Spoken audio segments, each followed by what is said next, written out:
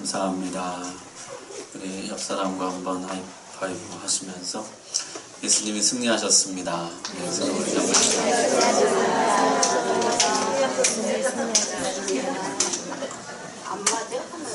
감사합니다. 감사합니다.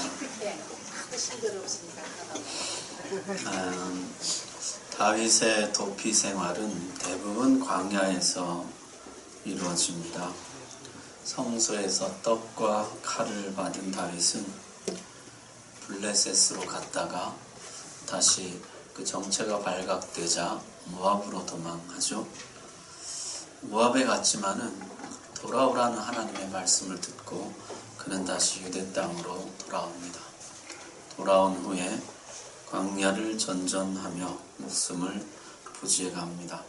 다윗이 처음 갔던 광야는 엔게디 광야인데요. 자료 화면 좀 보여줘보세요. 엔게디 광야가 이렇게 생겼는데요. 저기 보이는 바다가 이제 사해바다예요. 사해바다 옆에 작은 오아시스 있는 곳이고요. 거기에서 서쪽으로 270m 정도 가면은 높이가 600m 깎아지는 듯한 절벽이 있고 그 위에 넓은 고원, 황무지가 펼쳐져 있습니다. 이 황무지와 절벽은 침식으로 인해서 고립하여서 복잡한 협곡과 동굴들로 형성되어 있습니다. 이런 곳이 바로 엔게디 광야인데요. 여기 오아시스에 식수가 있고 은신처, 동굴들이 많이 있었기 때문에 도피처로는 최고의 장소였다는 것이죠. 다윗은 이 엔게디 광야에서 놀라운 두 가지 변화를 겪게 됩니다. 자, 다윗이 엔게디에 있을 때 사울이 3,000명의 군사를 이끌고 다윗을 잡으러 왔었습니다. 그때 다윗이 동굴 안에 숨어 있었죠. 우리 성지순례 가보신 분들은 알지만 나름 무척 덥지만은 동굴 안에 그늘 속으로 들어가면 시원합니다. 그래서 뜨거운 낮에 동굴 안에 있었던 것이죠. 그런데 갑자기 동굴 입구 쪽에 사람들이 옹성이기 시작했습니다. 사울 왕이 동굴 앞에 나타난 것이죠. 다윗과 그 따르는 사람들은 몹시 놀랐습니다. 이렇게 가깝게 추격당하고 있으리라고는 예상치 못했던 것이죠. 그런데 웅성웅성하더니 사울 왕이 홀로 동굴 안으로 들어오는 것이에요. 오늘 3절 말씀 한번 보십시오. 24장 3절 말씀에 사울이 뒤를 보러 들어가니라. 다윗과 그의 사람들이 그 굴 깊은 곳에 있더니 뒤를 보러 들어왔다 이렇게 기록하죠. 예전 성경에는요 발을 가리러 들어왔다 이렇게 해놨었어요. 사실 원문을 직역하면 발을 가리러 들어왔다입니다. 근데 발을 가린다는 게 도대체 이게 무슨 뜻일까? 이 학자들은 크게 두 가지로 생각해요. 하나는요 용변을 본다는, 대변을 본다는 뜻이고 또 하나는 낮잠을 잔다는 뜻이에요. 그래서 예전에는 어떤 해석도 넣지 않고 그냥 그대로 발을 가리러 들어왔다 이렇게 해놨는데 이번 개정하면서는 이것이 아무래도 용변을 본다는 뜻에 가까울 것이다. 그래서 뒤를 보러 들어가니라 이렇게 이제 번역을 했습니다. 자, 사울이 대변을 보러 들어왔는지 아니면 낮잠을 자러 들어왔는지 그건 잘 모르죠. 어쨌든 사울은 혼자 동굴 안으로 들어왔고 그는 거의 무방비 상태였습니다. 다윗을 따르는 사람들은 절호의 기회라 판단했죠. 다윗에게 요청합니다. 하나님이 우리에게 기회를 주셨습니다. 다윗은 조용히 저들을 저지합니다. 대신에 그는 조심조심 사울이 벗어놓은 옷으로 가서 꽃자락을 조금 베고 돌아옵니다. 잠시 후에 사울이 옷을 챙겨 입고 칼을 차고 동굴을 떠나게 되죠. 사울이 어느 정도 멀리 갔을 때 다윗이 동굴에서 나와서 사울을 부릅니다. 내 주 왕이여. 뒤를 돌아본 사울은요, 놀란 나머지 얼굴이 하얗게 질립니다. 다윗은 정중히 예를 갖춰 왕에게 절하죠. 그러니 이렇게 이야기합니다. 왕께서는 어찌해서 제가 당신의 적이라고 하는 사람들의 말을 믿으십니까? 지금 제가 손에 들고 있는 것을 보십시오. 바로 왕의 옷자락입니다. 조금 전에는 왕의 옷자락을 베는 대신에 왕을 뵐 수도 있었습니다. 그러나 나는 결코 그럴 마음이 없습니다. 제가 어찌 감히 여호와의 기름 부음 받은 자를 해하려 하겠습니까? 여러분, 여기가 포인트입니다. 다윗은 사울을 여호와의 기름 부음 받은 자로 보고 있다는 거예요. 나를 죽이려는 사람, 나를 추격하는 사람, 내 호의와 진심을 악으로 되갚고 나를 괴롭히는 사람으로 인식하는 것이 아니라 여호와의 기름 부음 받은 존귀한 사람으로 인식하고 있다는 것입니다. 여러분, 어떻게 이런 일이 가능했을까요? 사울은 다윗을 죽이려고 창을 2번이나 던졌습니다. 온갖 술수를 동원해서 다윗을 죽이려고 했습니다. 어떻게 그런 사람을 존귀하게 볼 수가 있을까요? 여러분에게는 이런 일들이 가능합니까? 아니, 여러분에게 욕 한마디 말 한마디 잘못해도 그 사람을 존귀하게 여기기가 쉽던가요? 다윗은 광야에서 사람을 보는 시각이 바뀌게 됩니다. 또 하나 다윗이 광야에서 겪은 변화는요, 피난처에 대한 개념의 변화예요. 다윗은 생명의 존귀함을 발견함과 동시에 피난처를 발견하게 됩니다. 사무엘상에는요, 사무엘상은 이야기예요, 이야기. 근데 시편에는 이 이야기가 노래로 나와 있는데 다윗이 자신의 속마음을 표현한 노래들이 나오고 있습니다. 근데 이 다윗의 시편이 50편 가까이 되는데요, 이 다윗의 시편에는 피난처라는 말이 자주 등장합니다. 다윗의 노래에 피난처라는 단어가 무려 37번이나 나와요. 그런데 참 특이한 것은요, 이 피난처의 개념이 점점 바뀌어간다는 것이에요.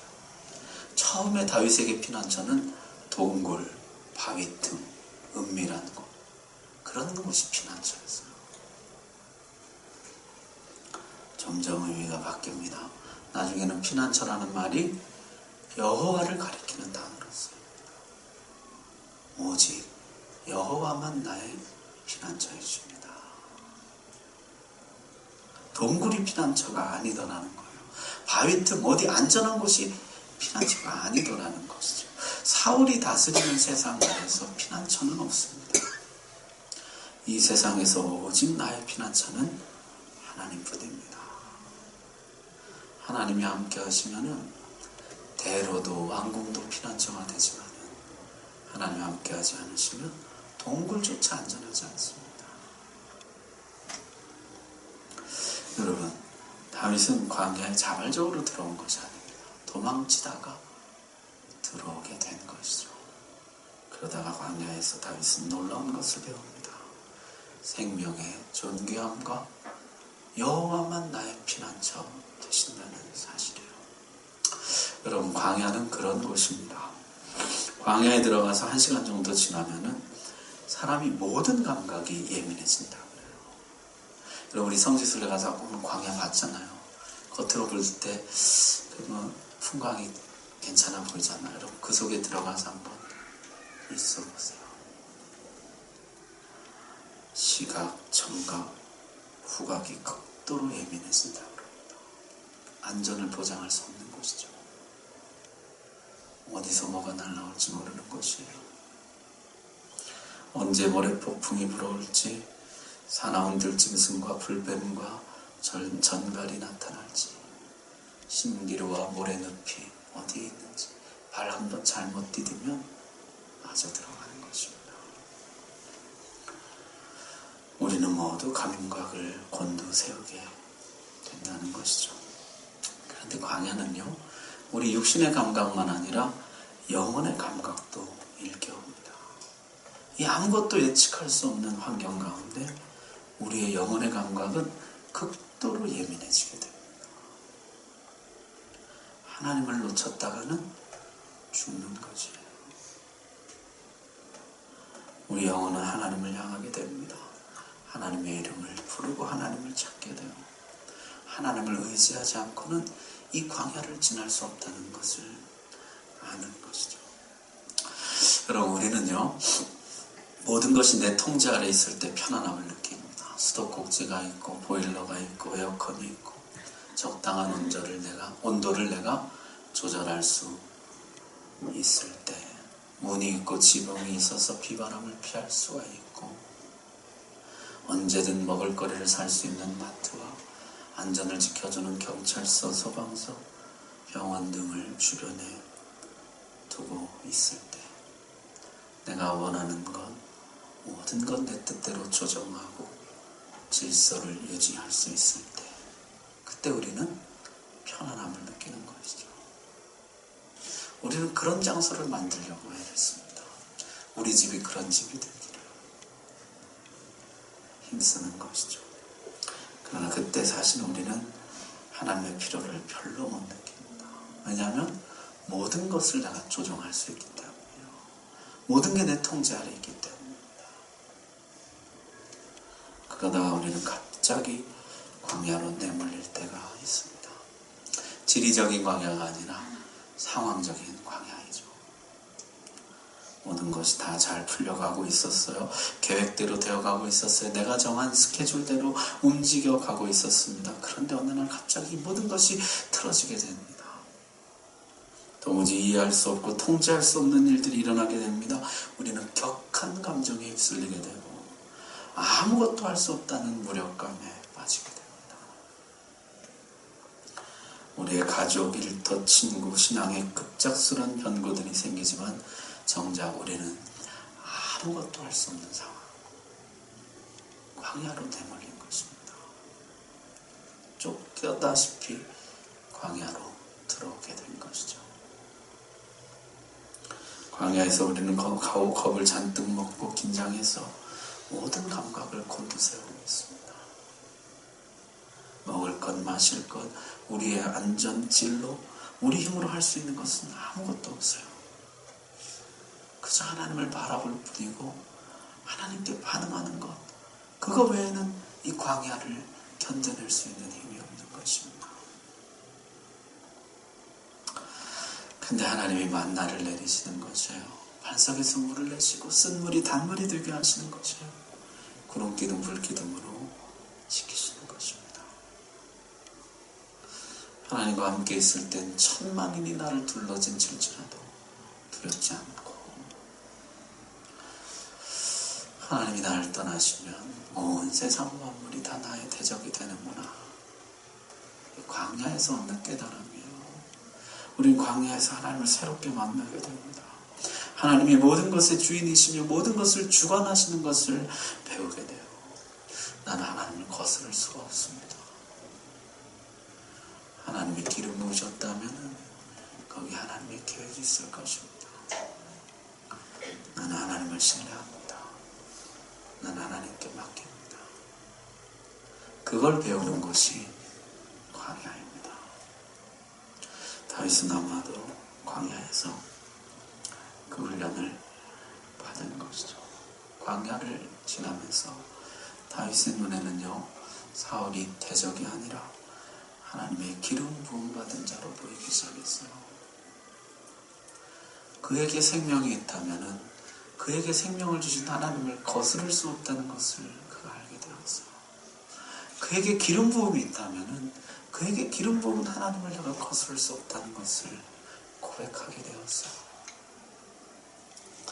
아무것도 없는 광야에서 홀로 침묵 가운데 있던 다윗은요, 사람들의 소음과 소란으로부터 멀리 떨어져서 잠잠한 가운데 하나님만을 바라보면서 사울에게서 누구도 볼 수 없었던 생명의 존귀함을 보게 되는 것입니다.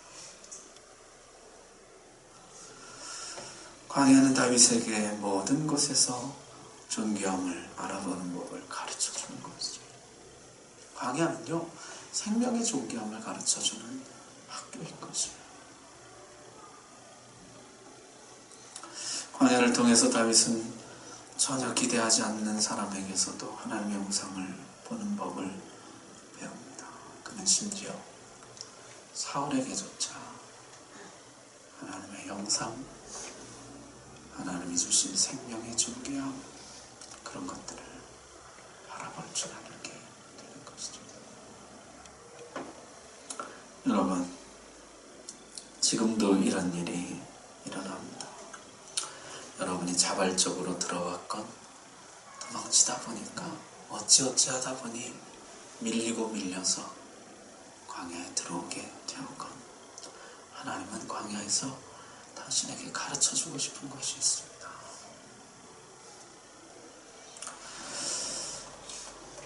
엉망이 되어버린 집안, 까다로운 배우자, 고집센 아이, 불의의 사고, 뜻밖의 일들, 우리는 대부분 광야로 쫓겨 들어오게 됩니다. 그곳에서 우리는 살아보려고 발버둥을 치는 것이죠. 그러다가 자기도 모르는 사이에 거기에서 하나님을 만나게 되는 것입니다. 그리고 하나님 안에 생명의 존귀함과 하나님이 진정 나의 피난처가 되신다는 사실을 배우게 되는 것이죠. 다윗에게 광야는 그런 의미가 있었습니다. 여러분, 성경에는요, 중요한 광야 이야기가 세 가지가 있어요. 첫 번째는 모세의 광야 이야기입니다. 모세가 이스라엘 백성을 이끌고 40년간 지나갔던 신의 광야 이야기. 모세는요, 거기에서 하나님과 살아계신 하나님과 우상을 분별하는 법을 훈련받고 하나님을 경배하며 하나님 말씀대로 사는 법을 배우게 됩니다. 이 광야는요, 모세의 광야는 이스라엘 백성들이 하나님의 백성으로 살아갈 준비를 하는 시간이었어요. 두 번째는 다윗의 광야 이야기죠. 다윗의 광야 이야기에서는요, 미움받고 한 마리 사냥감 신세로 전락한 한 인간이 도망치듯이 쫓기듯이 들어온 광야에서 생명의 존귀함을 배우고 하나님이 나의 피난처 되심을 배우는 시간이에요. 그리고 그 시간 속에 하나님 앞에 새로워지게 됩니다. 마지막 세 번째는 예수님의 광야 이야기죠. 예수님의 광야 이야기에서 주님은 하나님을 이용하는 것과 하나님이 하시는 일 속으로 들어가는 일 사이에 구별을 배우게 됩니다. 내가 원하는 대로 하나님을 이용하는 것과 하나님이 하시는 일에 나를 맡기고 드리는 것, 그 속으로 들어가는 것, 그 차이를 배우게 되는 것이죠. 주님의 광야 이야기는요, 광야에서 시작해서 십자가에서 끝이 나게 됩니다. 오늘 성금요일인데 주님은 십자가에서 우리에게 이런 가르침을 주시죠. 내 영혼이 얼마나 소중한가 하는 것입니다. 내 영혼이 얼마나 소중한가, 내 생명이 천하보다 소중하다는 것, 그것을 위해서 주님이 십자가를 지신다는 것, 그것을 우리에게 보여주십니다. 십자가 옆에 강도까지 소중한 영혼이라.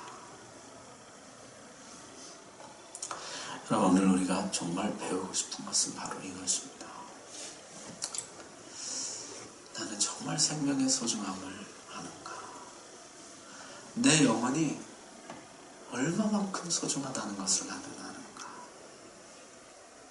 십자가 옆에 강도조차도, 사울조차도 존귀한 생명이라는 것을 나는 아는가?